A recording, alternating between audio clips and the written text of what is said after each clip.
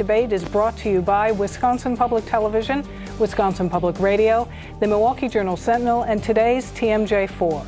I'm Frederica Freiberg of Wisconsin Public Television. And I'm Mike Jacobs of today's TMJ4. Four Democrats running in the recall race for governor are here as well tonight. Standing left to right, please welcome Tom Barrett, Kathleen Falk, Doug LaFollette, and Kathleen Vinehouse. We also want to introduce you to a couple of political reporters. Sean Johnson is Wisconsin Public Radio's state government reporter.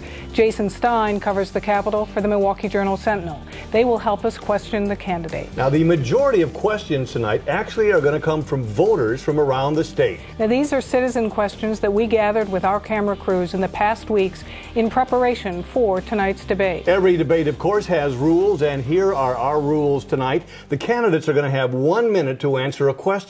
And if we see the need for a clarification or more information, we will then ask a follow-up of that particular candidate. There will be a 1 minute closing statement that comes up at the very end of this hour. Now, one more thing, and I address this to the candidates. 1 minute is not a lot of time. With limited time, we would like the audience, as much as possible, to hear about your own position on the issues, not what's wrong with those of your primary challengers.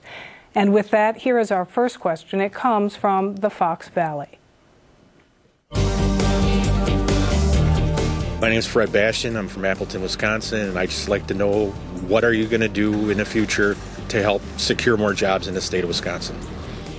And that jobs question goes first to Tom Barrett. You have 1 minute. Well, let me thank you for hosting us tonight. And I just want to start out by saying, after 16 months of hostility and bitterness in this state, this is what democracy looks like. Here, having four candidates who have been very civil throughout this campaign, and I want to thank each and every one of them, and thank you for hosting us tonight.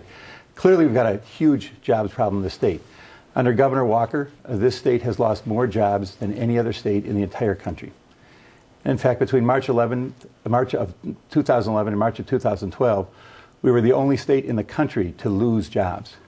I think the reason for that is we have a governor who's far more interested in traveling around the country giving fundraising speeches than he is being here in the state working on the jobs issue. I disagreed with his decisions as they pertain to clean energy. I disagreed with his decision to end the contract to have train maintenance in this state. And I will focus on agriculture, small business, manufacturing, make sure that any tax incentives are actually tied to job creation, because I think that is the key. Thank you very much. Kathleen Falk. Thank you. It's good to be here. I know my fellow candidates, we are all united here in our effort to defeat Scott Walker in a month. Not only does Scott Walker have the worst job record in the nation, but I'm the candidate to go toe-to-toe with him, because in my 14 years as county executive, Dane County led the state in job creation, and I'm eager to roll up my sleeves and get to work. And here's how I will do it. Instead of big tax breaks for corporations like Governor Walker did, I will invest in education. I will also build the infrastructure that it takes to be a good public-private partnership with the private sector, roads, airports, and education. And then I will do what we need to do to get people who now need jobs back into the workplace. There's tens of thousands of job openings. Reinvest in the technical college system so people can get those skills. And then I want to sell Wisconsin. We've got things going on here that no other state in the nation has because of our great scientists with water pollution, forestry products, stem cell research. I want to be marketing that manufacturing jobs that flows from that science. I'm going to be the champion for Wisconsin jobs. Thank you. Doug LaFollette. One should start out by being honest. The economy is not going to be great. Europe is still in trouble. Washington is in deadlock, and Wisconsin governor will have a lot of hard work to do. I've got good ideas. I would bring back what I call the Wisconsin idea. Look at my website, douglafollette.com, to learn about the Wisconsin idea. That includes using our resources here, like the LaFollette Institute on campus, to do infrastructure research and then investment, whether it be our state parks that need work, water treatment plants, the bridges, all that needs effort.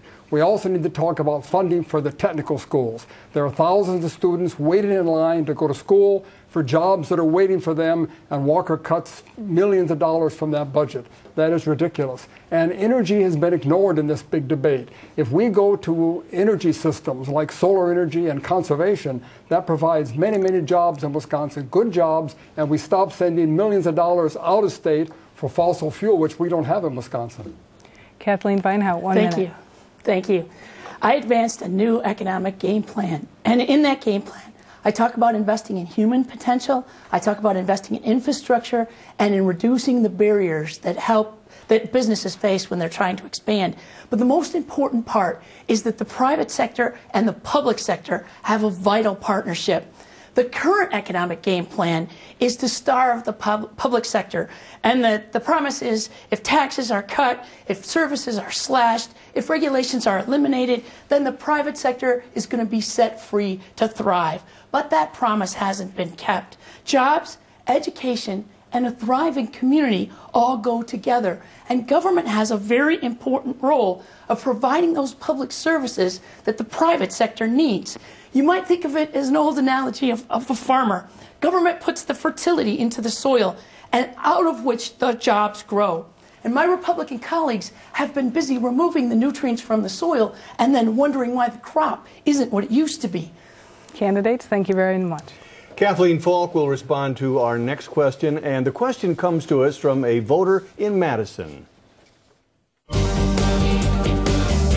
My name is John Ailey, and I am curious to know how either candidate will be able to reinstate collective bargaining for state employees. And Kathleen Falk begins this round of responses. Thank you. You know, we all support collective bargaining. That's easy. What's hard is how you're going to restore it. And, you know, introducing a bill won't happen. Having a special session won't get it done because we know the Assembly Republicans will not enact on it. The only way to restore collective bargaining is through the only bill that has to pass the legislature, and that's the budget bill. And, you know, we're going to have a lot of things to change in that budget bill. Better education funding, more health care for people. There will be lots of issues debated, and this will be one of the very important ones. And unless you're serious, and I'm serious about restoring collective bargaining, you've got to be willing to use all the tools that a governor has. And that most important tool is a veto power. And that's the leverage that it takes to get people together to restore that.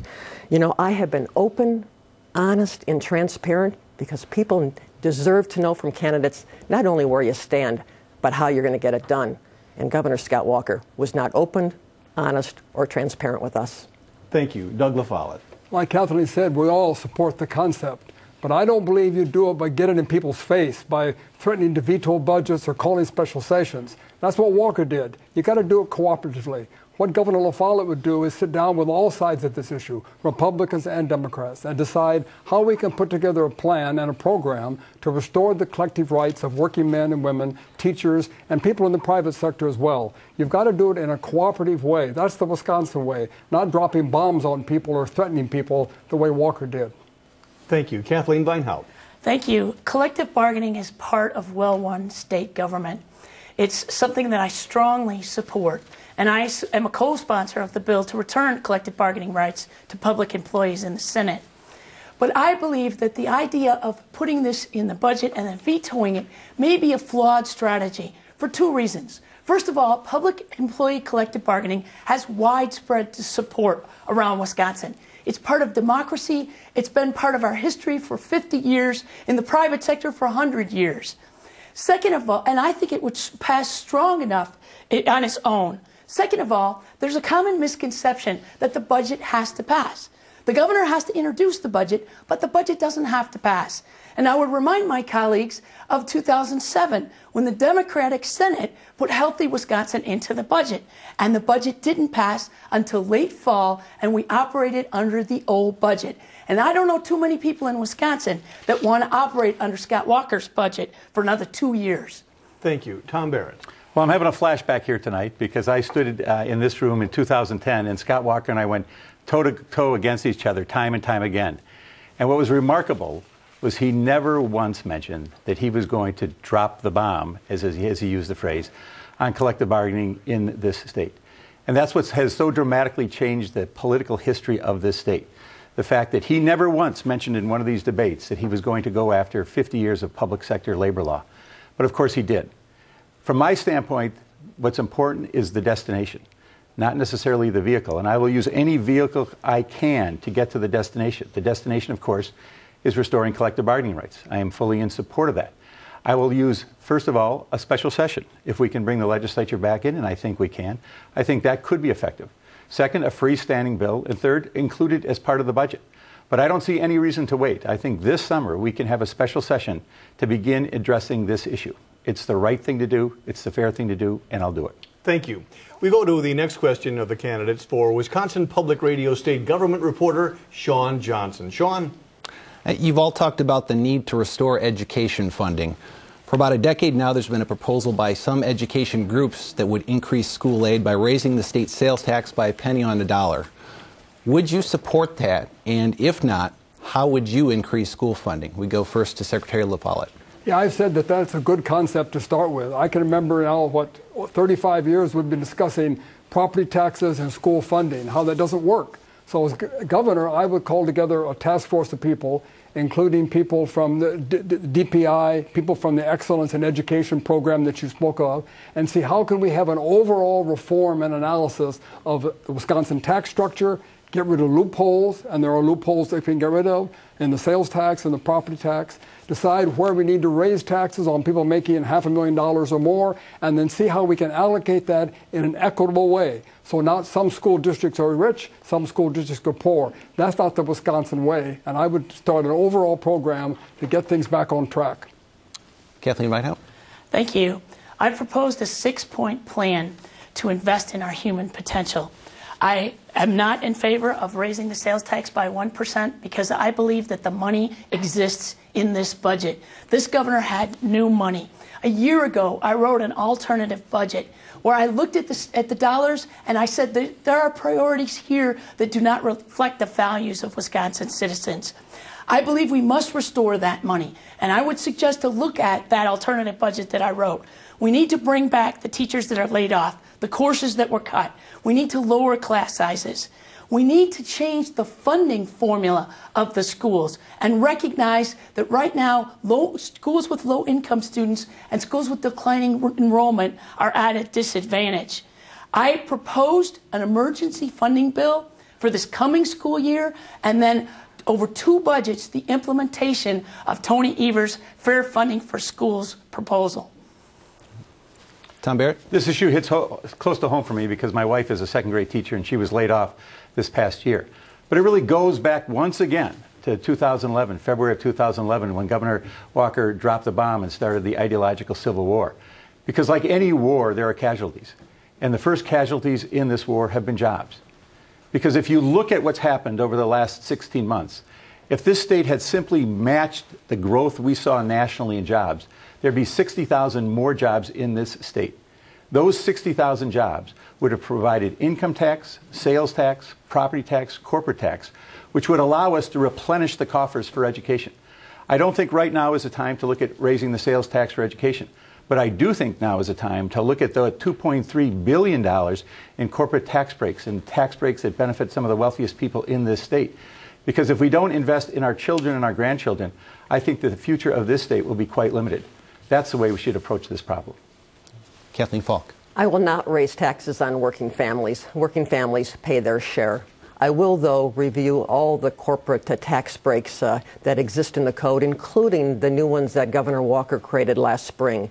He created a whole list of them that will cost just over $2 billion over the next decade, and he said it would produce new jobs. And sadly, tragically, here we are 15 months later with the worst job record in the nation. And I think I'm the only candidate who has said how I'll restore some of the painful cuts that he made in education, such as the $36 million he took from the technical college system, where we have good paying jobs right now that need workers, and we've got workers needing jobs. The last thing he should have cut is the technical college system.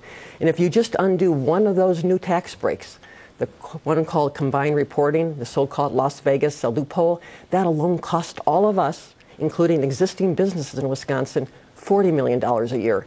You can fully restore the technical college system by eliminating that one new loophole alone. Thank you, candidates. Thank you, Sean. Now for another question. This one comes from a Janesville resident.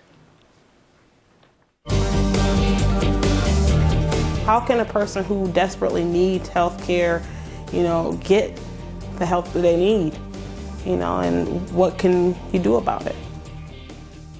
And so that healthcare question goes first to Kathleen Weinhaut, 1 minute. Thank you. Out of control healthcare costs are hurting businesses, and the governor is dumping 17,000 people off of Medicaid and talking about more people that are going to lose their health care coverage. We need to do two things. We need to create a private sector affordable health insurance exchange so small businesses and farmers and entrepreneurs can have access to affordable, low-cost care. We're one of only 16 states in the nation that has not moved forward on this. And second, we need to fix the Medicaid program.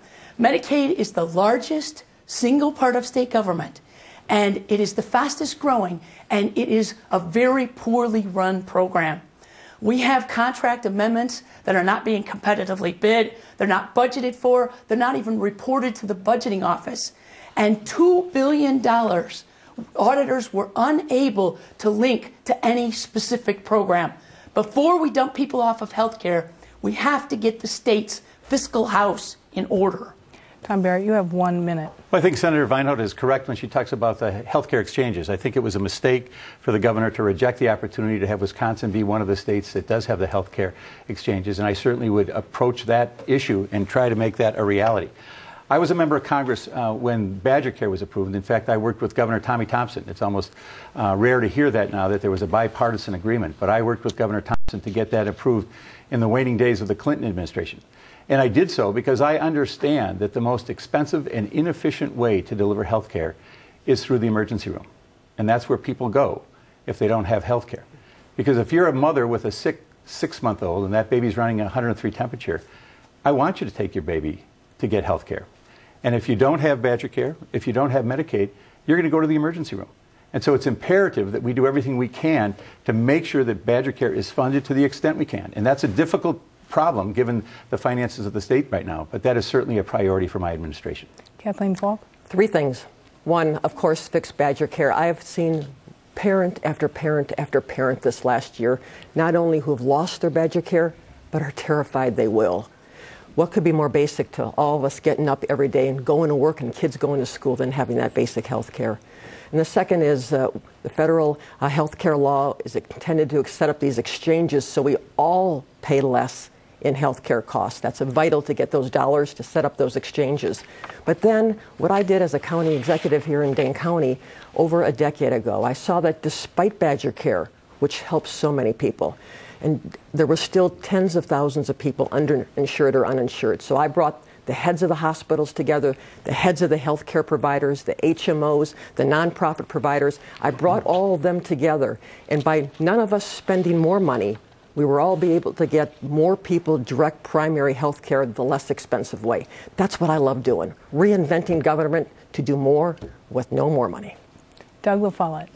Again, we all agree on this issue. We need to get money back for BadgerCare. Thousands of people thrown off of it. We need to fight to get health insurance for small businesses and family farms. Family farmers have one of the worst accidents and lack of health care in our state, and agriculture is critical. But the question is, my candidates' friends all promise what they can do. They forget the governor cannot do this. It takes the legislature. And that's why I've been pointing out during this whole campaign how important November is going to be. The election in June is important, but November will be equally important. So we can elect progressive Republicans, and they exist, and independents and Democrats who work with Governor LaFollette or another governor to make sure these things can happen, whether it's BadgerCare, whether it's health care, restoring women's rights. All these things will take a legislature and a governor like myself who can work with Republicans and Democrats in a cooperative way. I'm not a partisan person. I'm very independent, and I have that opportunity, I think, to get Wisconsin working again. Thank you very much. We throw it over to Jason Stein of the Milwaukee Journal-Sentinel, who has a related health coverage question for the candidates. This round of responses will begin with Tom Barrett. Jason? We've heard you all talk about BadgerCare. A new governor would face an early test on BadgerCare. On July 1st, tens of thousands of Wisconsinites will see higher premiums or other changes to their BadgerCare coverage. As governor, would you block those changes? And if so, how would you pay for it? Well, I believe if the election goes as we all want it to go, there will be a new governor by the end of June. Probably June 28th would be the day when that governor was sworn in. I would reach out prior to that date to the federal government to see what other options that we have, because clearly there is a serious problem here, and I do not want to see people have to pay more for their BadgerCare. And so I would try to do everything I could to block that and make sure that we could continue this program. That would be the approach that I would take. Thank you. Kathleen Falk. And I have the very similar experience here of when I saw that there were so many people who were still underinsured or uninsured. I brought all the providers together and said, we're all putting a lot of money into the system, but we still have too many people hurting. And by working together, we were able to get more people coverage without us spending more money. And that's what I would do here, so that people aren't faced with extra tax bills or costs that they can't afford right now, especially given how many people are underemployed and unemployed. Thank you. Doug LaFollette, 1 minute. Certainly a difficult issue, and my colleagues and I agree on the need to do something. I think what will happen will be very difficult because it's going to be right in the middle of an election season. The candidates are already campaigning for the November election, and therefore they're not paying attention to this issue. It'll be hard to get legislators to come back to Madison to talk about that. People in Washington are pretty much unable to focus on anything at the moment, so it's going to be a tough one, but I'll do all I can to bring people together, providers, the BadgerCare people, the people in Washington, members of Congress, etc., our U.S. senators, see what can be done. I'll struggle to do the best possible, but it's not going to be easy. I don't want to make any promises. Kathleen Bynum. Thank you. I know what needs to be done. The governor has an incredible amount of authority under Act 10 to change the Medicaid programs. It's too much authority, but we need to begin right now by digging deep into the details of Medicaid. Details like I just mentioned, $2 billion that auditors showed could not be linked to any program. This program is poorly run. There are more contract employees running Medicaid than there are state employees, and they're doing such simple things as answering the phone. We have contract amendments that were not competitively bid, that were not budgeted for. We have contract amendments that were never even reported to the budgeting office. We need to renegotiate those contracts. But Medicaid isn't the only program that needs fixing. There are a lot of other programs that need to be fixed. And that's why I'm running for governor, to get to work to fix a lot of these problems. Thank you, candidates. We move next to a question from a citizen from the Madison area. My question is, really, I'm an environmentalist, and I wonder what % of their attention and finances will go toward keeping Wisconsin a beautiful state. And the first minute goes to Kathleen Falk. Well, I started a conservation club when I was 8 years old and lived in Waukesha County. That's not something most kids did in 1959. And then I spent my life trying to protect our natural resources. I started out as an environmental lawyer when that was brand new. 35 years ago, not only was I the only woman usually in a courtroom fighting to protect our natural resources, but I was the only environmental lawyer doing that. And then I spent the next 20 years helping people all across the state. It is a shared Wisconsin value, and Governor Walker has assaulted by rolling back our most basic environmental laws. It's not a partisan issue, but that's what he's made it. And that's why I'll restore an independent DNR, restore a public intervener, get the politics out of natural resources protection. But as a county executive, I worked for 14 years to bring people together who didn't agree, like some of us environmentalists, along with home builders and realtors. And by working together, we created the first or best or only protections in the state, and I'm proud of that record of bringing people together to get the job done. Doug LaFollette.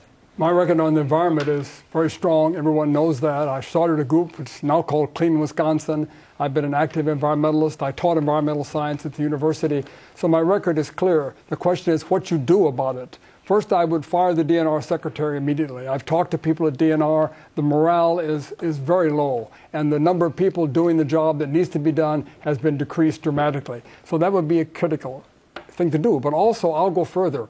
I want to restore power to the people. I would introduce legislation and urge it to be passed that would restore the DNR secretary position to the DNR board, the Veterans Secretary position to the Veterans Board, and I would eliminate those 38 super political positions that Walker stole from the civil service so he could appoint his friends to high-paid jobs. Giving power back to the people will be good for the state, and the area of environment is one where that will be very applicable. We don't need to make environment a political issue the way the governor has. Kathleen Weinhaut. Thank you. The governor has made the environment a political issue, partly by his appointees, but partly by the legislation that he's advocated for and has passed this session. We have some very serious threats to the environment. And one of the things that has to happen is that we need to focus again on renewable energy and conservation. I would put back in place the Office of Energy Independence. I would put back in place the funding for renewable energy, funding that I advocated for in the 2009 budget and is actually paying off right now. As a manure digester that I worked hard to get the funding to develop the prototype for is actually up and running and going to be used by Dairyland Power. This is the kind of commitment that I would make to our environment. Right now, our employees at the Department of Natural Resources are being muzzled. They're being told they cannot come and testify at the Capitol unless they are summoned. That needs to change. We need their expertise to help solve the complicated problems that we face here. Thank you. Tom Barrett. I want to put to rest a misconception, and that misconception is that somehow economic growth and the environment are enemies of each other. I firmly believe that sustainable economies also have sustainable environments. And the closer you work those two together, the closer you try to blend those resources, the more effective you're going to be. We are all blessed to live in this incredible state, where every part of the state, people love the environment. And I think it's incumbent upon all of us to do everything we can to protect the environment. I agree with all the criticisms that my colleagues have levied against Governor Walker. It is clear that he and this Republican legislature are very hostile to the environment. And we should take the steps that have all been laid out by my fellow candidates to make sure that we have a strong environment and to make sure that it is not a partisan issue. When I was growing up, this was not a partisan issue. It was not a partisan issue when Warren Knowles was governor. It doesn't have to be a partisan issue.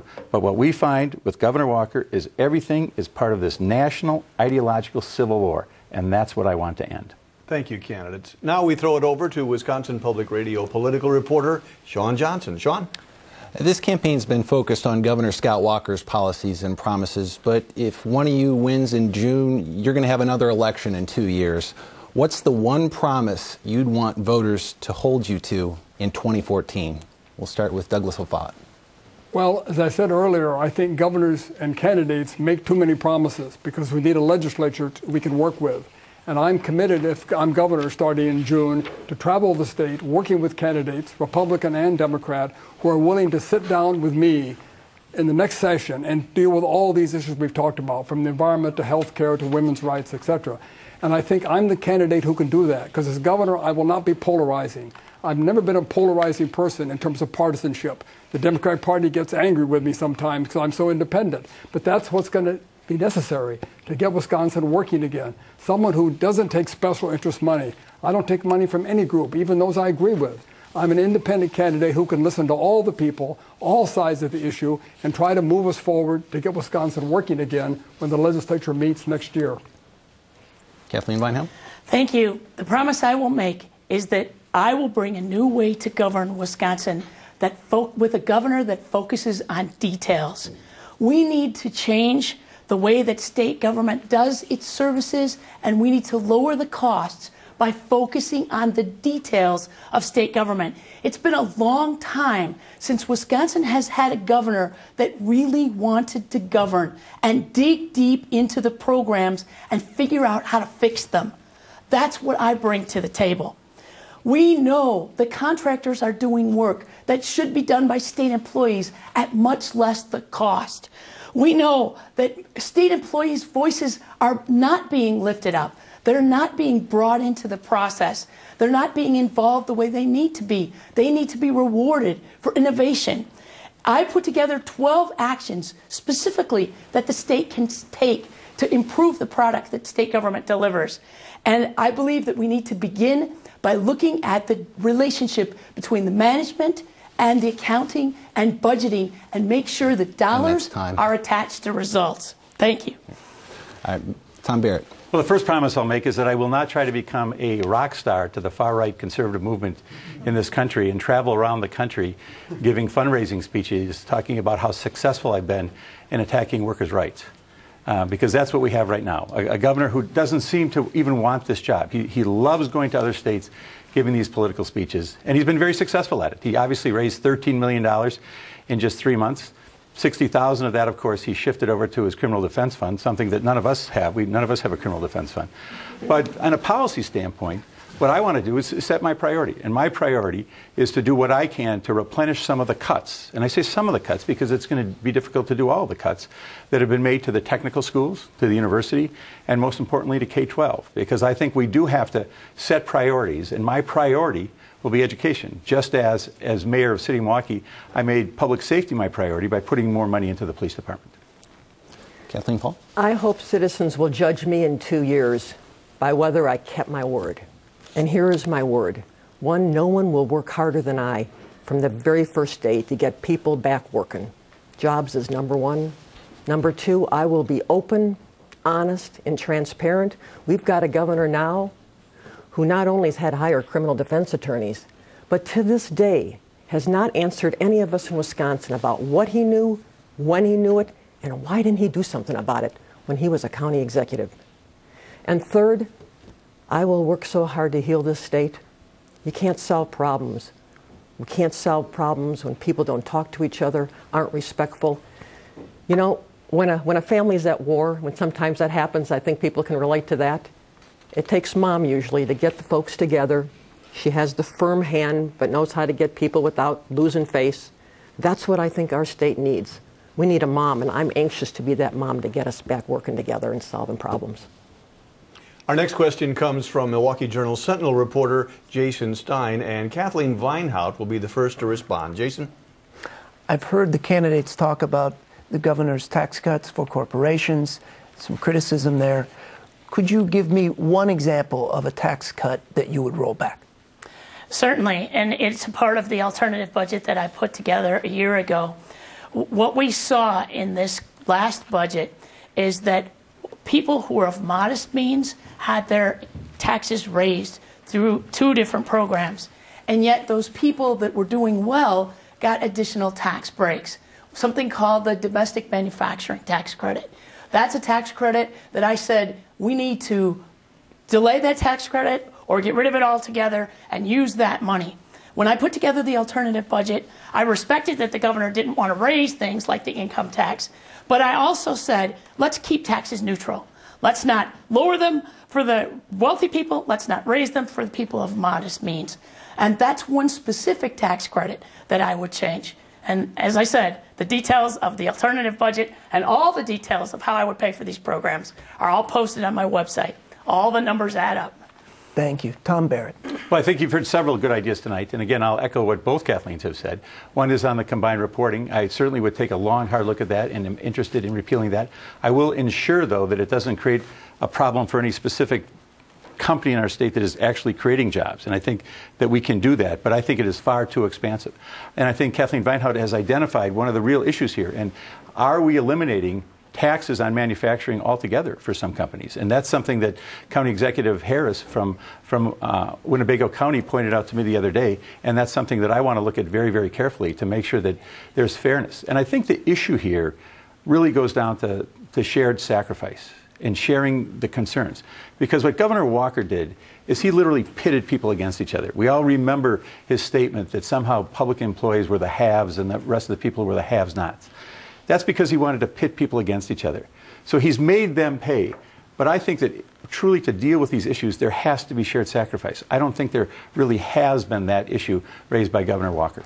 Thank you. Kathleen Falk. Well, right from the beginning of this campaign, and I was out there the day after we filed those 1 million signatures saying, I'm ready to go, is I know I have an obligation to tell people if I'm going to restore some funding for something, how am I going to do it? Because I'm not going to raise taxes on working families. And so from the very beginning, months ago, I said I would eliminate that Las Vegas loophole because that alone fully funds the restoration of the technical college system. But I've got more ideas. And I was a county executive for 14 years. I've balanced more budgets than any of my friends on the stage here. And I've balanced a budget far longer than Scott Walker. And I love doing it. Budgets are moral documents. And I've been able to not only build and improve programs that help work families out of poverty, that invest in good infrastructure so businesses can grow, that protect our natural resources. And that's what I'm going to do as governor by not only making sure that we have shared sacrifice like I did as a county executive, but by finding new sources of revenues. You know, we now sell the methane from a landfill and make money for county taxpayers. That's what I love doing. Doug LaFollette, thank you. As I said, the first week after I become governor, I'll put together a task force to look at the overall tax situation, because we have to look at it in a broad way, not just one tax or one loophole. I certainly agree we need to get rid of this famous loophole for out-of-state corporations, but we also need to look at the loopholes in property taxes and sales taxes, and look at an overall way we can provide the funds we need to do the things Wisconsin has to do to get us moving forward again. And of course the key is none of that can happen unless you get elected. And I argue that I'm the most electable candidate who can do these things we talk about, because I don't have a lot of hostility towards me. Some of my key opponents are being attacked on television continuously. Their negatives are going up. You can't attack Doug LaFollette for very much except walking to work and maybe only being distantly related to fighting Bob LaFollette. So it's going to be hard for Walker to beat up on me, and my positives are pretty good. So I think I'm the candidate who can do some of these things when I get elected in June. Thanks. Thank you. We go now to Green Bay, and a question from a UW Green Bay student. His name is Adam Perillo.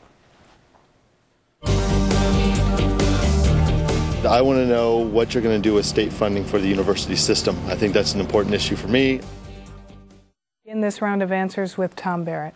Well, again, this is not a theoretical question for me. I have a son that I had dinner with earlier tonight who's a freshman here at the University of Wisconsin-Madison, and he's the oldest. I have my 4 children are 19, 17, 15, and 13. So I'm looking at this as a parent, and I'm looking at this as a potential governor as well. And clearly we have seen the support of our state university system as well as our technical school system really cut, and really cut under Governor Walker. I'm going to keep sounding like a broken record, but we have to grow the jobs in this state. We have to grow the jobs in the state. And what I find so amazing is Governor Walker in the last couple of weeks has said the reason that the jobs aren't growing in the state, the reason that his performance on jobs is so abysmal is because of the political unrest. But what he doesn't say is that he started the political unrest. He was the one who said, and again, these are his words, not my words, that he was dropping the bomb. And he's shocked that that's happened. We have to grow the economy. When we grow the economy, we'll be able to put more funds into the university, technical schools, and K-12. Kathleen Falk. Well, there's no important investment that any of us make than investing in the education of our children. And my son who is here tonight, a 31-year-old son, is a good product of public schools in Wisconsin, including UW-Milwaukee and UW-Madison. But, you know, it's not enough just to say we've got to grow jobs. How are you going to do it? And that's why I put out here my plan for why I'm excited to do it. You know, when I was at UWM a few weeks ago and talking to the dean there at the Center for Freshwater Studies, our students are wanted worldwide because they are so fabulous.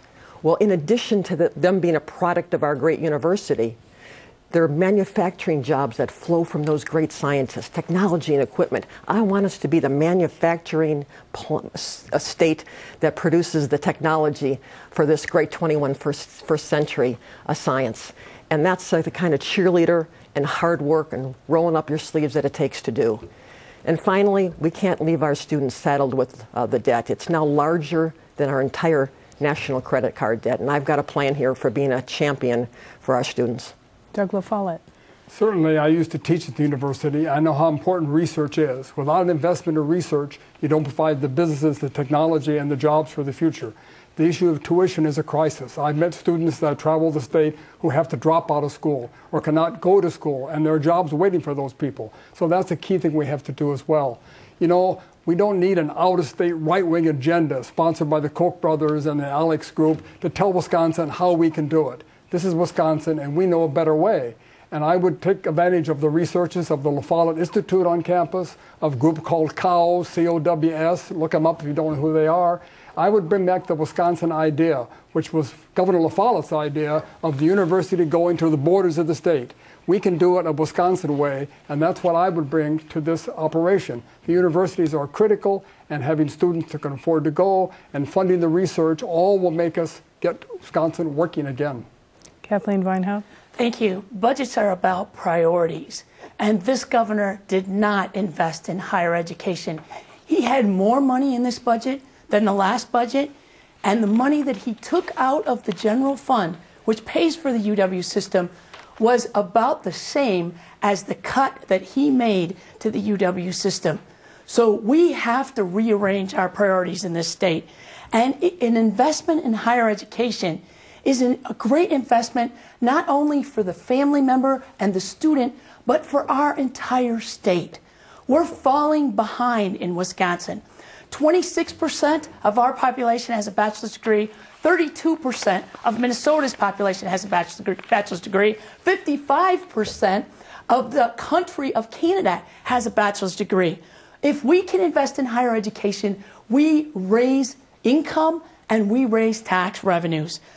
Finally, we need to admit that not all smart students are rich students, and we need to invest in needs-based financial aid. Thank you very much.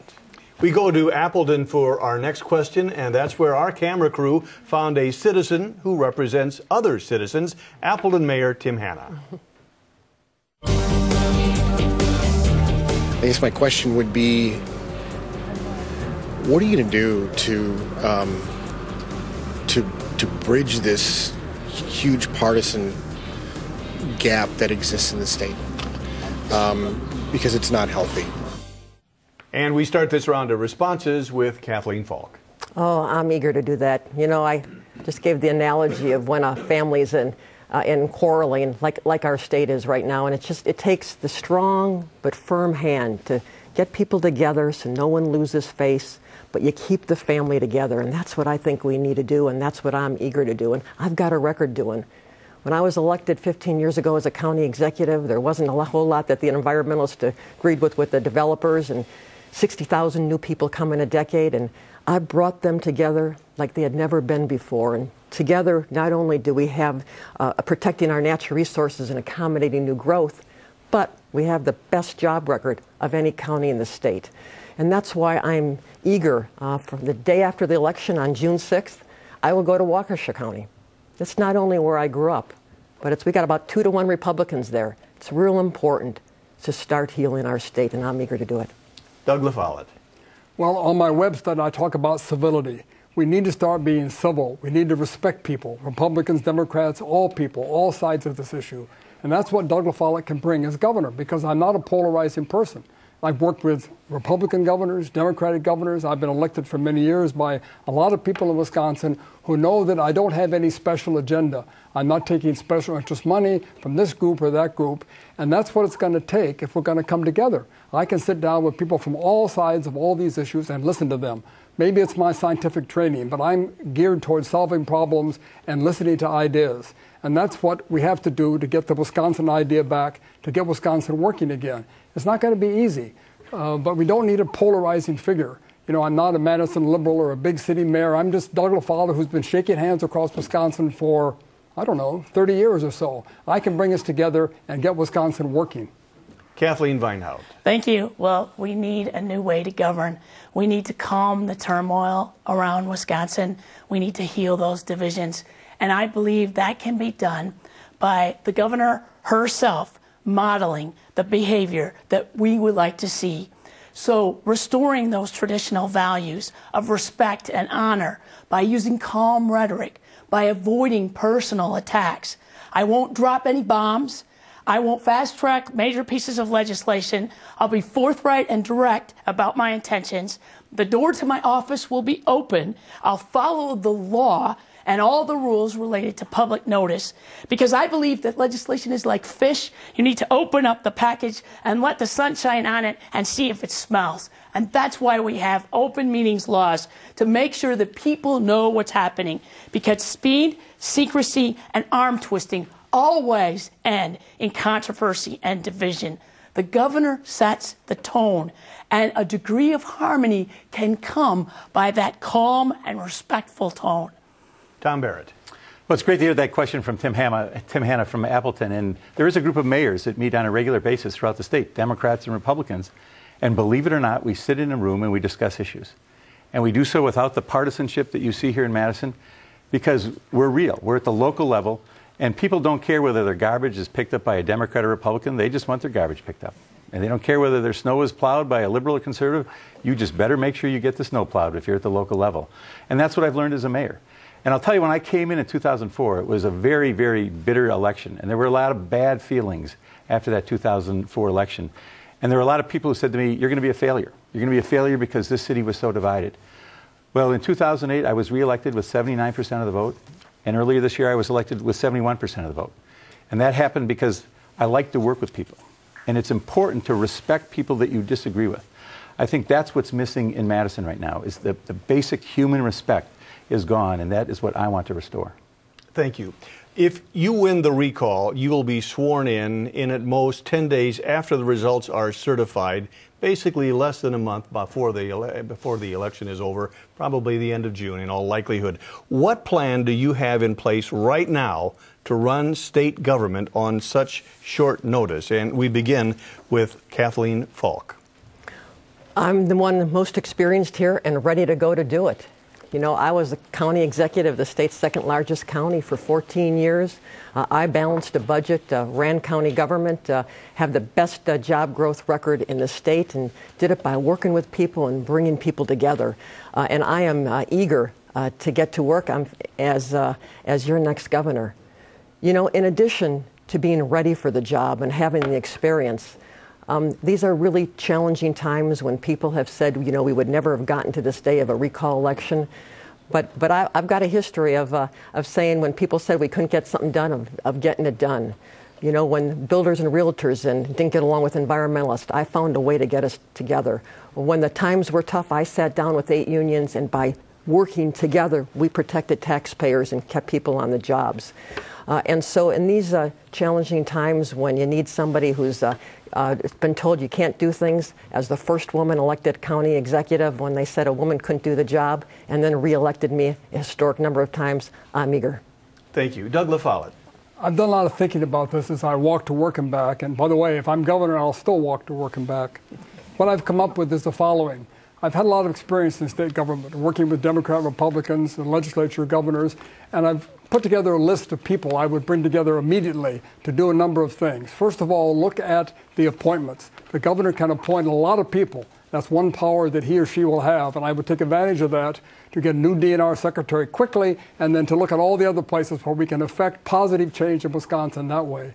I'd also bring together a group to look at the issue of executive orders. The governor doesn't have near the power that a president has, but there are some things the governor can do, and I would put together a legal team, I've already got the names on a list, who would advise me what can be done by executive order. And then finally, as my website says, I would bring back the Wisconsin idea.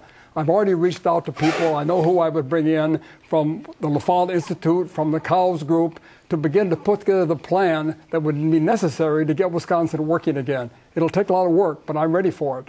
Kathleen Weinhaut. Thank you.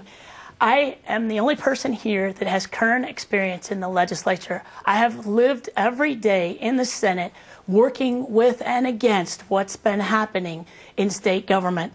I have dug deep into the problems facing state government. I've written an alternative budget, respecting that the governor didn't want to raise taxes, but rearranging $600 million in that budget to reflect my priorities, which include children, veterans, seniors, and job creation. I wrote the bill to create an affordable health insurance exchange. All the homework has already been done. I have put together a plan to fund education, but also to make schools accountable for graduation rates, for reducing that gap in achievement, and for schools' performance. I have served as co-chair and ranking minority member on the audit committee for 4 years, and during that time, I have dug deep into the problems that we face here in state government, and I know how to fix them. Thank you. Tom Barrett. Well, I think we all recognize that the next governor, whoever it is, if they're elected in June, is going to face some very daunting challenges fiscally, and certainly I'm prepared over the summer to work on that. But over the summer, one of the first things I want to do again is call a special session to deal with the issue of collective bargaining. I think we can deal with that issue then. If it's not successful, we would deal with it in a freestanding bill. But I think there's actually an issue that's even more important than that. I have never seen this state as divided as it is right now, where neighbors can't talk to neighbors, where family members don't want to talk to family members because it's just too ugly and divisive. I had a woman come up to me and said, don't forget wedding receptions. I was at 3 wedding receptions last year and they all ended up in a fight. That's not our Wisconsin. That's never been our Wisconsin. We have our differences, but we've been able to work together. And frankly, what I would want to do is reach out to Republican legislators, and I'm not Pollyanna. I know that this is a very sharp partisan environment, but work with people and work with local leaders, work with people around the state because we have to heal the wounds that have been created over the last year and a half. We're going next to kind of a lightning round, I understand, 20 seconds for each candidate. And the question is, for now, at least one house of the legislature is likely to be controlled by Republican lawmakers. We've addressed this somewhat here. But the question is, how would you work with Republican lawmakers? And we'll go first to Doug LaFollette. So we have 20 seconds? 20 seconds. Well, like I said, I'm not a partisan person. I've worked with Republicans and Democrats for years. I've got a lot of good things that were accomplished for the Secretary of State's office during that time. And because I'm not a polarizing person, I'm not a super partisan Democrat, I think they can be listened to. There are exceptions on both sides that are too extreme, but there's a middle ground that wants to get Wisconsin working again. I'd work with them. Thank you very much. Kathleen Reinhardt, 20 In the seconds. legislature, I have a reputation of being bipartisan. As chair of the Ag Committee, I passed many bills from my Republican colleagues. In western Wisconsin, we know that we all have to get together because we got to live together for the next 4 generations. So we know how to respect each other. And I believe that a good idea doesn't have a D or an R behind its name. Thank you very much. Tom Barrett. Actually, there's a lot of Republicans, a lot of Democrats who would get along. First, I won't concede that the Assembly won't go Assembly because my friend Peter Barker would be mad at me if we did concede that. But let me just say this. I've served in Congress, I've served in the state legislature, and what I found is when people get to know each other, when they get to know their kids play soccer together, or if they play softball together, if they cook together, you get to know each other as people. That's what we have to do again. Kathleen Falk. I know it's hard to believe, but in Dane County, we elect Republicans too. And so I have worked for 14 years with Republican sheriffs and Republican DAs, a 37-member county board that has a wide variety of politics, and I've done it successfully by working with people. But to give you one example here of how I brought environmentalists together with builders in a way that had never been before, I'm endorsed by both Sierra Club and the head of one of the largest home builders associations in the state. We need to leave it there. Thank you. We conclude our debate tonight with candidate closing statements. Each person will have 1 minute. Now, the candidates pick names from a hat to determine the order. Doug LaFollette will start. Well, as I said, I'm the candidate who can be elected because I don't have high negatives. I'm very bipartisan, and I've been elected time after time. I won this last election when we got Mr. Walker, and Russ Feingold was unfortunately defeated because I get Republican votes and independent votes. When Governor Thompson was elected 4 straight times, I won those same 4 straight times. I'm not a super Democrat. I can win the election. Next, I can be a good governor for Wisconsin for those same reasons. I can bring us together. I don't have any special agenda. No money from special interests. Don't take this side or that side. I bring a scientific, analytical approach to what we can do with all sides to make Wisconsin get together and start working again. And then finally, I'm doing it a better way. I'm not spending big money. Look at my website. Read the article I wrote, A Better Way. No PAC money, no super PAC money, no attack ads on television. I'm trying to demonstrate the people who stood in the cold and stood in the rain, collected 1 million names, they didn't want to be told who to vote for by super PAC money or by other politicians' endorsements. They wanted a better way. That's what I'm offering. Kathleen Reinhardt, your closing statement. Thank you. I'm tired of hearing about war. We need a leader to bring a fresh start to Wisconsin government and politics, and I have that different perspective. As a dairy farmer, I learned to be patient and frugal. As professor, I learned that facts matter. And as senator, I learned that to move the state forward, and to keep the peace, we have to respect each other and respect the democratic process. The candidate that you choose really does matter. To win, that candidate must appeal to voters that don't always vote Democrat. I won in western Wisconsin in a Republican year when many of my colleagues lost. We need a new way of governing, a way that's based on the recognition that we are a single community with a common interest. To move forward, we have to reject those that would drive wedges between us, the urban and the rural, the public and the private, management and labor. We are one community, we are one state, and we will move forward only if we move forward together. Tom Barrett. This election is about you, the people of the state of Wisconsin. You were the ones that stood out there for hours collecting signatures. You were the ones who signed the petitions, who called for this election. Nearly 1 million people signed this. It's unprecedented in our state's history. And the reason it's happening is because this state has been at war for the last 16 months. I agree with Kathleen. I don't like to talk about war. But there has been an ideological civil war that's been lasting for 16 months. I will end the civil war in Wisconsin. I will restore trust to the governor's office. I will heal the wounds that have so deeply divided the state like we've never seen them divided before. And I'll do what a governor should do. I'll stay here in Wisconsin and work to create and retain jobs. Because I want my 4 kids, and I want your kids and your grandkids to be able to stay here and support their families. That's what this is all about. And that's why I am asking for your vote this Tuesday. Thank you very much. Kathleen Falk. On Tuesday, you have an important decision to make. Some elected officials who are good people are urging you to support Tom because they think that he's the one that can beat Scott Walker. I disagree. I think the only people that can beat Scott Walker are you. Let me repeat. You are the only ones who can beat Scott Walker. Tens of thousands of you spent the heat of the summer, the cold of the winter, gathering those million signatures. You are the ones who said when the political establishment said we'd never get 540,000 signatures, you went out and proved them wrong.